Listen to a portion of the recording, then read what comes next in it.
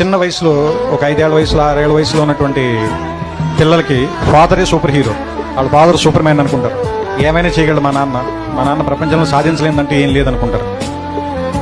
వాడు స్కూల్కి వెళ్ళి వాడికి ఒక 10 ఏళ్ళు అంత వచ్చిన తర్వాత ఇంకా వేరే వాళ్ళు ఇంకా డబ్బున్న వాళ్ళ ఫాదర్లని లేదా ఇంకా బాగా పెద్ద పెద్ద కార్లు ఉన్న వాళ్ళని వెళ్ళి చూసిన తర్వాత మా నాన్న అంత గొప్పడు కాదేమో, మా నాన్నకంటే గొప్పలు కూడా ఇంకా చాలా మంది ఉన్నారేమో అనిపిస్తుంది.